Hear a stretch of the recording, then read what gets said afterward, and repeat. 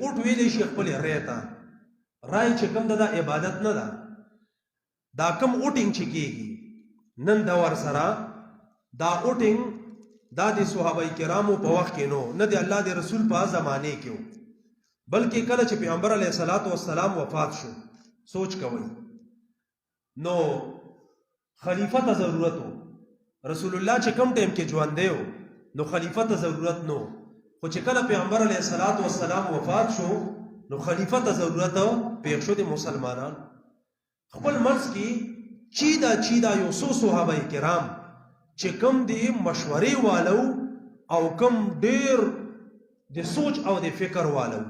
هغه یوې کمرې ته ورننه وتل او په خپل منځ کې دا میټینګ وکړو لسو اتو شپږو هر چا خپل طبیعت ته چې چاله اوټ ویر کوي خو دومره به مونږ ویو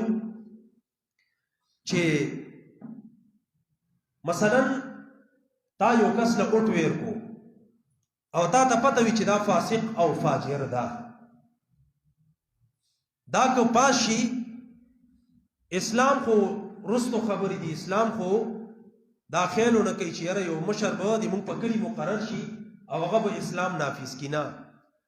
نو د ده په وجه باندې چې کومې بدامنۍ کېږي که نه نو په هغې کې د تا پوره په پوره حصه ده بس اوټ خپلې ری ته ویلی شي سړی هر چاله ور کوي خو د اوټ دپاره که چا اوټ استعمال نه کو هم نو دا څه جرم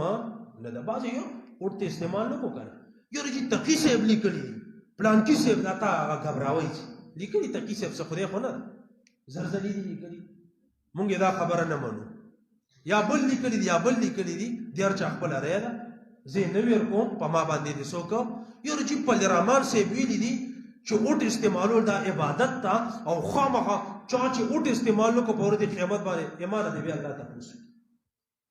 که داسې مونږ ګورو یو د سړي بچی نشته خو بیا خپل ری ده خو دا کم سوال چې د چې اوټ عبادت ته دا تش ګزړ ته دا اسې عوام په تیش کې راوستل دي اوټ ویلی شي خپل ری ته د خپل زړه منشا ته ویلی شي چېرې چې د خلکو او هر چا ته خپل حق ورورسي بهر حال د هر چا خپل طبیعت ته څوک یې چاله ویر کوي اوټ ویلی شي خپل ری ته رای چې کوم دا عبادت نه ده دا کوم اوټینګ چې کیږي نن دا ور سره دا اوټینګ دا د صحابه کرامو په وخت کې نو نه د الله د رسول په زمانه کې بلکې کله چې پیغمبر علیه الصلاۃ والسلام وفات شو سوچ کوئ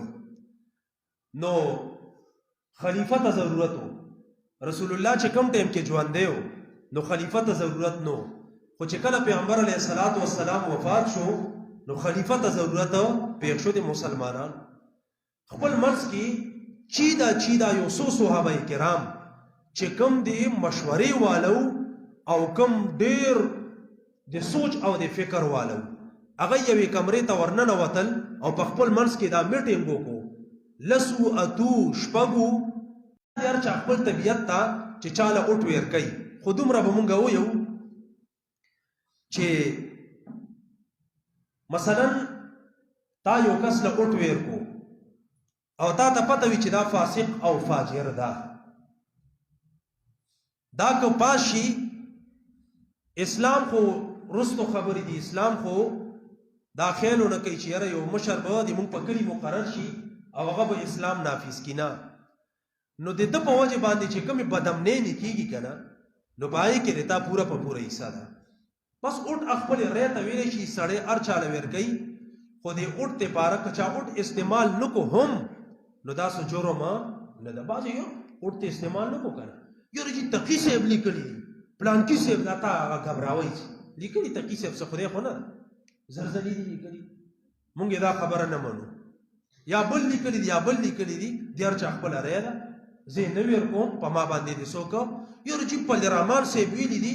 چې اوټ استعمالول دا عبادت ته او خامخا چا چې اوټ استعمال نه کو په ورځ د قیامت باندې ایمان دې بیا الله ته پوښتنه که داسې مونږ ګورو یو د سړي بچی نشته